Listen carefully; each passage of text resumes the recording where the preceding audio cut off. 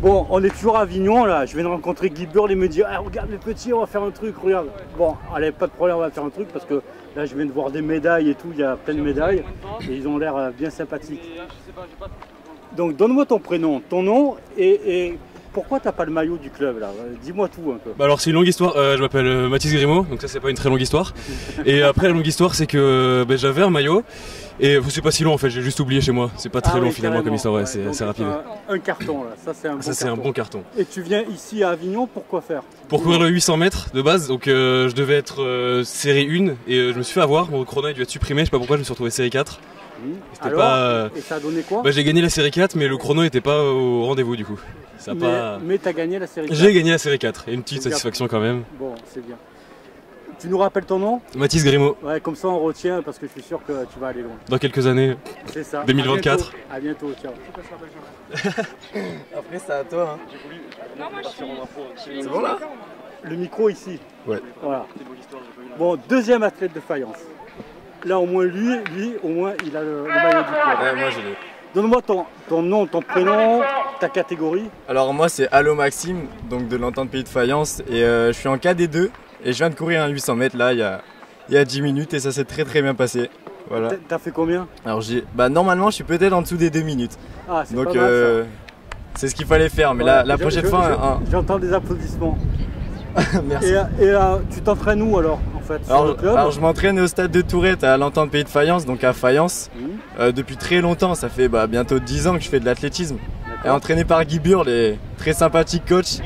Et grâce à lui on arrive à courir vite, donc c'est super. Tu dis ça parce qu'il est à côté ou tu dis ça parce que c'est ouais, je dis ça parce qu'il est à côté, parce que quelquefois je prends cher aux entraînements tout simplement.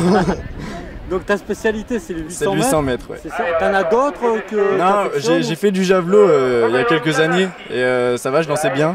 Je faisais 45 mètres, mais maintenant je fais du 800 mètres et j'adore ça. C'est très bon aussi à l'absence à l'entraînement. Ouais. Tu nous rappelles ton nom et ton prénom? Allo Maxime et j'ai 16 ans. Allez, à très bientôt. Merci beaucoup.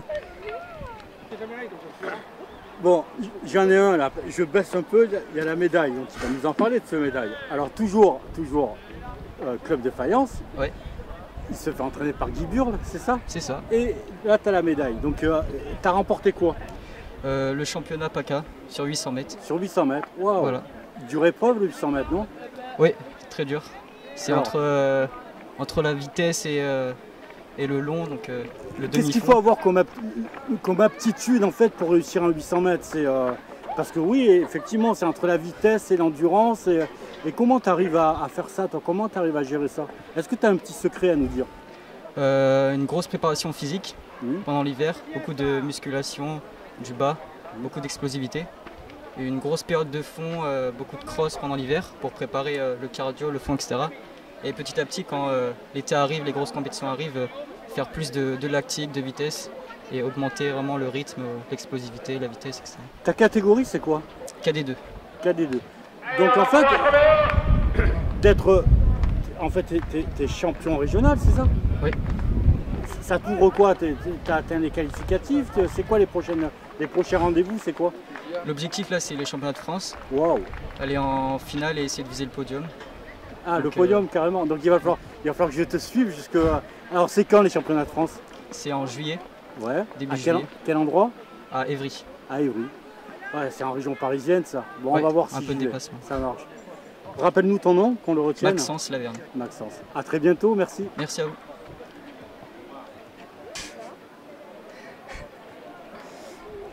Sérieusement, bonjour à toi. Voilà. Bonjour. Et je regarde, il y a la médaille aussi. Bien sûr. Donc on va faire pareil. Tu nous parles de cette médaille? Ah j'ai fait une course pour les championnats régionaux.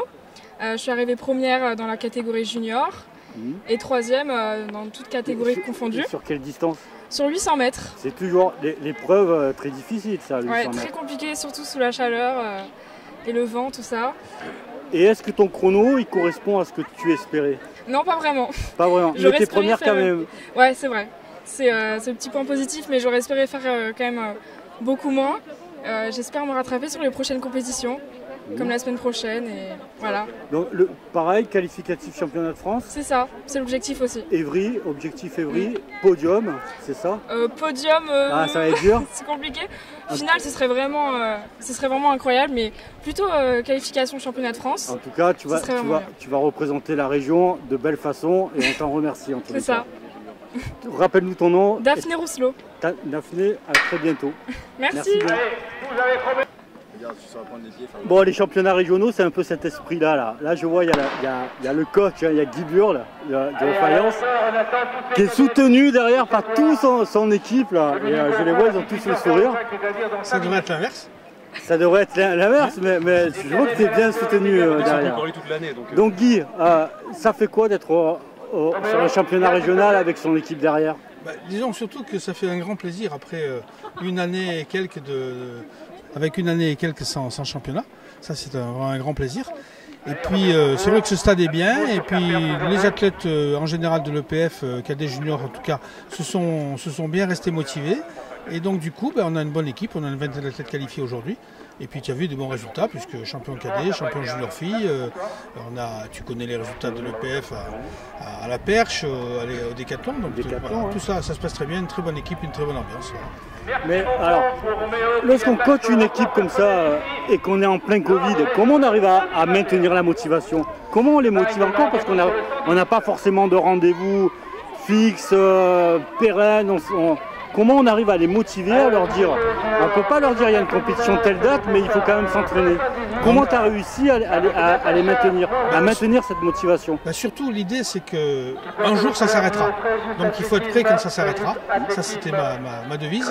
Et donc être prêt le plus vite possible. Et puis surtout adapter la préparation pour ne pas arriver en forme trop tôt.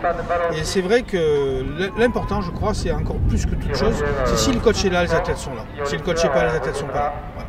Alors moi j'ai essayé d'adapter mes horaires pour qu'eux puissent y être en fonction de leurs études, en fonction de plein de choses. Et du coup ça marche, regarde.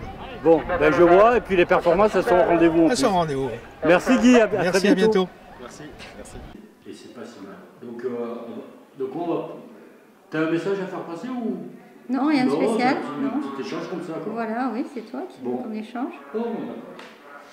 Là, je suis avec Isabelle Armand sur le championnat. Alors, vous allez me dire, le championnat, on est dans une pièce un peu... Ben oui, il fait 35 dehors, c'est très compliqué. Isabelle, elle est entre deux séries, c'est du poids. Tu étais en train de faire du poids tout à l'heure. 2 concours de poids. Donc, on a tout chaud. Et alors, cette pièce-là, elle nous semble un peu fraîche, mais à mon avis, il fait 30 aussi. Mais ça fait du bien d'y être quelques instants. Donc, je profite.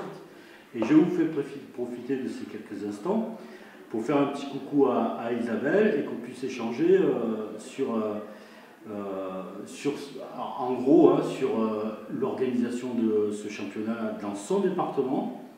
Oui, son département, parce que Isabelle est présidente du comité départemental du 84, du Nouveau-Cluse. Et ton club, c'est le Casal ou Pontet? Le Pontet. Pas du tout. C'est quoi? Ni l'un ni l'autre. BCI L'Île-sur-la-Sorgue. Ah, c'est l'Île-sur-Sorgue, avec Françoise, avec tout ça. Tout à fait, oui. D'accord. Investi là-dessus, et surtout, et en plus, Isabelle est vice-présidente de la Ligue d'athlétisme, de notre ligue, en fait. Oui. Voilà, avec Jean-François Roulet, qui est le président. Donc nous, on est content d'être sur le Vaucluse, on est content d'être sur ce beau stade. J'ai interviewé hier Vincent, qui nous a dit que le comité nous aidait beaucoup à faire cette compétition-là. Des questions à te poser, pas forcément. Dis-nous un peu ton sentiment, par contre, comment tu vis ce championnat, comment tu vis cette reprise d'activité, comment vous avez paré à ce Covid. Allez, dis-nous tout. Pour moi, ça a été une période difficile. Difficile parce que d'un coup, on s'est retrouvé sans rien. L'année dernière, à cette époque-là, on n'a rien eu, vraiment. Et on n'avait pas de départementaux, on n'a pas eu de régionaux, on était un peu... on ne savait pas comment ça allait. Moi, je bosse dans le médical en plus, donc le futur, l'automne, l'hiver, je le connaissais. Même si tout le monde se raccrochait à autre chose, je savais que ce ne serait pas ça. Donc c'était toujours une appréhension. Est-ce qu'on va garder nos licenciés? Est-ce qu'on ne les aura pas? Est-ce qu'on va passer au-dessus de ça? Ensuite l'hiver, nous, notre département, à partir de janvier, on a créé un challenge virtuel dans les clubs pour les dynamiser. avec une petite mise en place de tout ça sur notre site internet pour les valoriser. Alors, ils ont eu des coupes, ils ont eu des médailles, on est passé dans les clubs, on a fait des animations dans chaque club. Après, on a eu les fameuses animations Covid, où on nous a dit super, vous avez vos animations Covid, et puis une semaine après, on nous a dit ah ben non, les perfs ne seront pas validés. Donc là aussi, ça retombe. Tu te dis, on va impulser quelque chose et on n'impulse rien. Puis là, de nouveau, on a un retour en arrière, et on a ces compétitions qui arrivent. Et enfin, on dit, ça y est, on est de nouveau le week-end sur les stades, on a des athlètes, il faut qu'on soit là pour eux, parce qu'en fait, quand on est là, on n'est plus là pour nous. Souvent, les jurys, voilà, on n'est plus des athlètes de haut niveau, quoi, hein. Et ça fait plaisir de les voir parce qu'eux, ils ont continué à s'entraîner, ils savaient qu'il y aurait un après. Qu'il y aurait une fin. Voilà, c'est ça, qu'il y aurait une fin, que ça allait reprendre, qu'ils seraient là tous ensemble. Et je vois qu'on a de belles perfs quand même sur ce championnat. C'est ce que j'allais te dire, les perfs sont au rendez-vous, les athlètes sont au rendez-vous, parce que la fréquentation de ce championnat-là, alors moi j'ai pas forcément d'historique ni rien en tête, hein, mais on me dit ah le parking il est plein, ça bouchonne dehors, il y a 800 engagés, 900 engagés, 1300 personnes qui participent sur les épreuves. C'est un peu exceptionnel, donc les athlètes ont le sourire, ils sont là, les perfs aussi. Ouais. On n'a pas de blessure. Comme on pouvait le craindre. C'est vrai qu'à Cannes, on a discuté, on a interviewé le médecin de la Ligue qui nous avait dit compliqué, on s'attend peut-être à des méformes, avec manque d'entraînement, manque d'activité, on a peur des blessures. Ben non, on n'a pas de blessure. Donc c'est de très bon augure en tous les cas. Ah oui. Et on voit les bénévoles, ils sont super contents. Mais bien sûr, mais c'est certain, c'est le fait de se retrouver. En fait, depuis ce fameux couvre-feu 18h, on n'avait pas le droit de sortir, on ne pouvait rien faire. Alors bravo la visio, hein, parce qu'on se voyait toutes les semaines, on faisait des réunions, on n'en a jamais fait autant. Mais en fait, il n'y a rien qui vaut le présentiel. Partager un Perrier, partager n'importe quoi, mais au moins se voir et pouvoir discuter. Et ça nous a énormément manqué, sinon on ne serait pas dans le bénévolat en fait. Tout à fait. Des pertes de licenciés en grand nombre ou pas du tout alors, nous, on accuse le coup, comment ça se passe? C'est une période charnière aussi, là, la reprise des licences. La reprise des licences, c'est septembre. Oui, là ils ont repris. Là, il y en a qui ont repris, Oui, alors il y a des clubs qui avaient gardé des gens en entraînement sans leur prendre de licence, puisque là on les voit revenir ces licences avec des gens qui sont malgré tout entraînés. Donc ça c'est la responsabilité des clubs. Nous, notre club à nous, au BCI, on a eu par contre des nouveaux arrivés toute l'année, parce qu'on avait les copains qui disaient tiens moi je m'entraîne et toi tu fais plus rien. Basket, ah t'as pas le droit, nous oui. Et donc on a vu des arrivées de jeunes dans notre club, donc ça c'était très bien. Et je pense que des licences, elles vont revenir. Au niveau du département, on n'a pas eu de perte de licence, mais c'est pas qu'on n'a pas accusé de perte. On a accusé une perte de 20% de licence, mais on a récupéré le club de Villeneuve-les-Avignon, qui lui nous a compensé cette perte de licence. Donc alors, voilà. Comment ça se passe? Ça fait 2-3 fois que j'entends le club de Villeneuve-les-Avignon, qui est dans le Gard. Oui. Mais qui se rattache ici. C'est quoi la motivation là? Déjà bienvenue à ce club. C'est ça. Mais pourquoi? La motivation, c'est la distance. Ah oui. Ils traversent le pont, ils sont ici. C'est ça. Leur ligue, c'était l'Occitanie. Beaucoup de championnats très loin. Donc des athlètes qui n'allaient pas jusqu'aux régionaux, qui ne faisaient rien. La semaine dernière, ils avaient la finale Poussin. Il y avait, je crois, 180 petits à la finale Poussin. Donc ils n'étaient pas habitués à en avoir autant. Et comme m'a dit le président, M. Revol, il me dit non seulement on a eu beaucoup d'enfants, beaucoup de jeunes, ça s'est super bien passé, et puis il nous a dit ça a été mené de main de maître, et c'est vraiment on n'a jamais pris de retard, on n'a jamais rien pris. Il me dit je ne suis pas habitué à ça, quoi. Bon. Donc voilà, il était content d'avoir récupéré, parce qu'on essaie de dispatcher un petit peu toutes les animations sur tous les clubs, pour faire tourner tous les clubs du département, bien sûr. Mais en fait, ça se passe bien. Oui, voilà, c'est simplement la distance. Pour eux, aller dans des salles très loin, aller dans des régions très loin, les athlètes ne sont pas motivés, quoi. Les prochains rendez-vous sur le 84 4 juillet. 4 juillet à Orange, c'est ça, oui. Championnat régional toujours. Oui, des pointes. Des pointes, oui, Benjamin minime, voilà. Donc, ouais, c'est bien. Et puis après, en septembre, les vétérans. Ça va faire débuter la période estivale, il va avoir un peu... Alors, moi, ce que je regrette, c'est qu'en fait, tous nos petits meetings estivaux là qu'on avait, on n'en a pas cette année. Ah. Donc ça, c'est peut-être un regret. Les gens n'ont pas voulu s'investir sur ces meetings en disant est-ce qu'ils vont avoir lieu, est-ce qu'on va les annuler, c'est compliqué. Donc là, on n'en aura pas. Donc nous, la saison au niveau animation, ça va être réellement le 4 juillet, on arrête la compétition. Après, je crois que c'est le 12 ou 13 septembre, les vétérans, toujours à Orange, un régional. Donc voilà, ça reprendra à ce moment-là. D'accord. Bon, après, il y avait la plénière aussi du running qui était en train de se préparer. Oui, ça c'est 28 septembre. 28 septembre. Oui, 28-29 septembre, oui, ça se prépare. Dès qu'il y a des événements, après nous, on revient vous voir. Pas de souci. D'accord. Ok. Merci de nous avoir donné un peu de temps, Isabelle. Merci à toi. À très bientôt. Je vais voir les cadettes. Au poids. Toujours autour du stade d'Avignon, sur ces championnats individuels cadet master. Je me promène autour du stade et qui je rencontre? Bernard. Bernard, c'est une vieille connaissance à moi, hein. C'est sur le running en fait. Je le vois que sur le running. Mais que vient-il faire sur la piste? Alors je vous présente Bernard Andrio Ménos, du club de Massilia Marathon. Il est venu avec son copain Serge. Il va nous expliquer ce qu'il vient faire sur la piste alors que toute l'année je le vois sur du trail en fait. Trail c'est vrai, plutôt plus souvent. Je me suis laissé entraîner par Serge. Ah ouais, d'accord.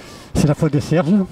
Et puis tu disais qu'on ne se voit que sur les trails. C'est plutôt faux parce qu'on se voit au bistrot aussi de temps en temps. Oui, pardon. Et comme je sais que tu aimes plus le comptoir. Merci. Voilà quoi, donc on picole bien ensemble. Non, trêve de plaisanterie, non mais j'avais envie de m'essayer à ça. Et c'est plutôt difficile, mais je suis content. Bon après c'est vrai qu'on fait le grand écart. Normalement il faudrait peut-être un entraînement spécifique pour faire de la piste, ce qui nous manque un petit peu. Alors, après voilà quoi. Qu'est-ce que tu viens faire comme course? Là je suis venu faire le 1500. Et tu as fait combien en performance? J'ai fait 4,52. Ce qui est pas mal quand même. Ouais non ça va, alors bon peut-être que je me contente de peu, enfin tout est relatif. Hein. Non je suis content. Ouais, quelle catégorie? Rappelle-nous. C'est Master 4, je suis, je suis sur mes 59 ans. Là, ouais. Ça veut dire que... Ouais, mais ça veut dire qu'il y avait un mec de 60, qui était dans 62 qui est devant quand même. Hein. Ouais. Ça, j'ai pas aimé du tout. Ça c'est un truc. J'avoue que je suis mauvais perdant. Non, mais ce que je vois, très jaloux des autres. Bernard, aussi. ce que je vois quand même, c'est que tu prends du plaisir sur le running, mais tu as pris du plaisir. Ah ouais, je me régale. Je me régale, je me régale. Donc, le running, la piste et tout, il n'y a pas de compartiment étanche en fait. C'est pas les mêmes entraînements quand même. Faire un trail de 15, puis de revenir sur la piste. Moi je pense que si on veut faire bien quelque part, il faut faire qu'une discipline ou alors faire un peu tout et se faire plaisir partout, mais tu peux pas être performant. Et ouais, si tu veux Faut-il exceller partout? Pardon? Faut-il exceller partout? Non, après tout aussi, voilà. Moi je suis un peu Serge encore décidément quoi. Lui je sais qu'il fait un peu tout et n'importe quoi. Je tiens à préciser qu'il boit énormément, qu'il mange énormément. Et il est performant. Ce soir, il va faire le Saint-Born ici. Et demain, il va à Château-Gombert faire le 17 km. Il faut le faire, quoi. Moi, je suis incapable de. T'es pas sur Château-Gombert demain? Non. Moi, je suis au lit. Moi, demain, je vais aller faire un peu de vélo. Mais non, j'ai pas son courage et sa vitalité, son énergie, son envie aussi. Ouais, tu dis ça, sauf que tu es toujours devant lui. Enfin, pas vraiment, mais parce qu'il fait tout aussi. Parce qu'il fait beaucoup de choses aussi. D'accord. Je pense que si il lève un peu le pied, je suis pas sûr d'être devant. Hein. Bon. Et une journée comme ça là. Alors... Mais je le déteste quand même. Hein. Tu le détestes, je sais que tu détestes Serge. C'est pour ça que vous êtes toujours ensemble. Je fais semblant d'être pote avec lui, mais c'est pour mieux le surveiller. Sur des journées comme ça, en fait c'est le running ça n'a pas tout à fait repris. En tous les cas, tu viens faire là une après-midi de championnat régional. Ouais. Voilà. Tu te fais plaisir quand même là. Hein. Ah, je me régale. Ah oui, non, bien sûr. Ouais. Bon, j'ai peur, mais je me régale. La peur. On est un peu maso et puis ça fait partie. La peur de mal faire, d'être derrière les autres, d'être. C'est naturel, c'est humain, quoi. Hein. Je veux dire, celui qui n'a pas peur, j'y crois pas trop, moi. Hein. On a tous un peu. On se met la pression, on a des chronos. Après, c'est pas que les autres, c'est la peur de soi-même. On a envie de bien faire. T'es arrivé là, cet après-midi. Tu t'es dit. J'ai un chrono en tête, il faut que je le fasse, c'est ça? Ouais, autour de 4,50, ouais. Parce qu'à Aix, il y a 15 jours, j'ai fait 4,55. Il y a un mois et demi, j'avais fait 4,50. Et là, je fais 4,52. Non, c'est mes temps, c'est pas... C'était temps. Ouais, non, il y a un gars qui m'a dit que j'aurais pu faire mieux. Je le déteste. C'est ça. Donc bon, tout va bien cet après-midi. J'aurais bien aimé qu'il ait raison. Ah ouais, je me régale, ouais. Je me régale. Et c'est un plaisir de t'avoir aussi, de te voir. Moi aussi, également. C'est un régal. plaisir. Un régal. Un bonjour à Michel. Ah, Michel Parra? Oui. Oh non, Non, si. pas lui. Bon, allez, bonjour Michel alors. Allez, bonjour Michel. Martine aussi, non? Et Martine aussi. Martine, bon allez, bonjour Martine. À bientôt Bernard. Merci beaucoup, hein. Merci à toi. Marco Thury qui porte le couleur 8 de l'Athlète Provence Club, Alexandre Dessart 28. Et voilà, les écarts se creusent entre tous ses concurrents. Stéphane Valenti qui a décidé d'accélérer pour avoir même mise totale sur ces 5000 mètres. Il est en train de créer une concurrence, mais rien n'est joué, 5000 mètres c'est très long. Donc en première position, Stéphane Valenti du Fréjus Athlétisme. En seconde position, on retrouve Marco Thury de l'Athlète Provence Club. Marco Thury qui porte le couleur 8 de l'Athlète Provence Club, Alexandre Dessart 28. Et voilà, les écarts se creusent entre tous ses concurrents. Stéphane Valenti qui a décidé d'accélérer pour avoir même mise totale sur ces 5000 mètres. Il est en train de créer une concurrence, mais rien n'est joué, 5000 mètres c'est très long. Donc en première position, Stéphane Valenti du Fréjus Athlétisme. En seconde position, on retrouve Marco Thury de l'Athlète Provence Club. Bon, c'est en fin de journée, je suis avec Vincent Beau, c'est le président du CASA. C'est ça. Club porteur de l'organisation des championnats. On va attendre de des championnats régionaux cadet master à Avignon. Donc franchement Vincent, moi j'ai vu une belle journée, plein de monde, des voitures partout, c'est vrai qu'il y avait des bouchons là-bas, ça fait plaisir. Ce retour à la normale, entre guillemets. Ouais. Ça fait plaisir de faire une organisation régionale comme ça? Oui, ça fait très plaisir, il y a tout le monde qui est content.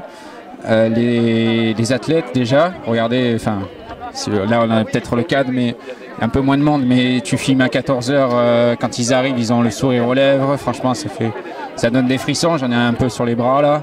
Non, ça fait vraiment un gros plaisir. Comme tu disais, les bouchons à l'entrée du stade, non franchement, c'est une belle journée.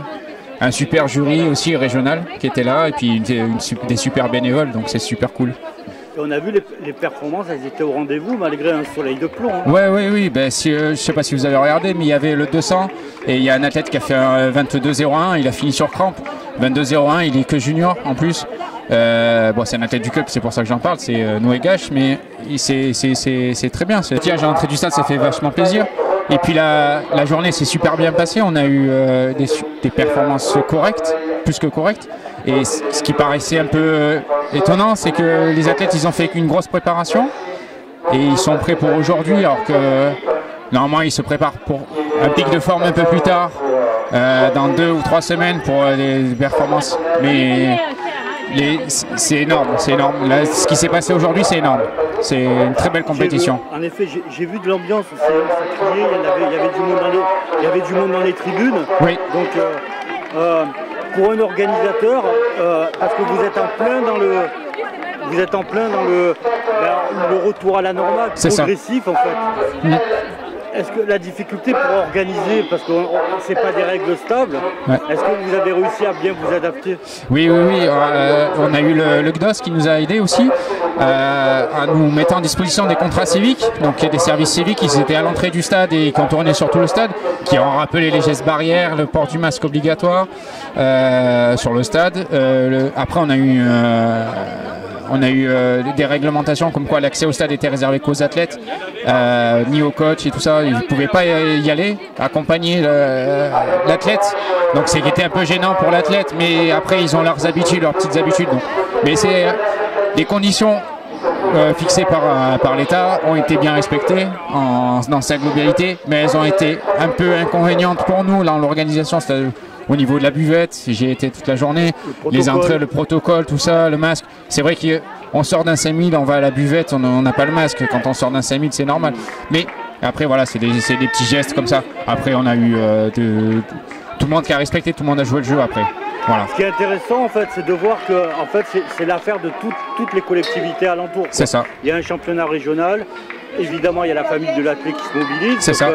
On voit les clubs sont là, les volontaires, les bénévoles de tous les clubs qui font partie du jury, ils sont là. C'est ça. Mais il y a également l'engagement des collectivités qui, à travers le GDOS, vient vous filer un coup de main, vous prête des contrats civiques. C'est ça. Voilà, c'est l'affaire de tous. C'est la grande famille. Et tu as oublié de citer le comité de Vaucluse aussi d'athlétisme qui nous aide vraiment bien sur l'organisation. Ils sont arrivés super tôt ce matin et demain ils vont encore arriver super tôt. Non, c'est vraiment toute la famille d'athlétisme qui s'est mobilisée pour ces régionaux et c'est super. C'est super. Ça, là on est à la fin de la première journée. Oui. Il y a encore une deuxième journée de demain qui sera aussi grosse, si ce n'est plus. Plus grosse, puisqu'il y a plus de performances qui vont arriver demain. Il y a plus de courses, plus de lancers, il y a plus de tout, plus de sauts. Et ça commence dès 11h jusqu'à 17h. On se voit demain, on fait une petite séquence de clôture. Et puis bravo et merci en tous les cas. Merci à vous, merci. De Marseille Athlétisme, quel niveau, mesdames et messieurs, quel niveau sur ce 5000 mètres avec la présence de Stéphane Balanci en première position. En deuxième position, on retrouve Marco Turich de notre Provence Club, Jari Lucine qui se retrouve en troisième position, Jari Lucine qui est plusieurs fois monté sur la plus haute marche du podium durant la saison de France, qui porte les couleurs du club sportif Avignon Montfavet. Et en quatrième position, on retrouve Mohamed Jouraoui du Marseille Athlétisme.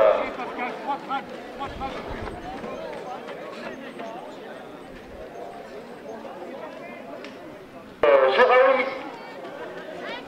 de Marseille Athlétisme. Quel niveau, mesdames et messieurs, quel niveau sur ce 5000 mètres avec la présence de Stéphane Balanci en première position.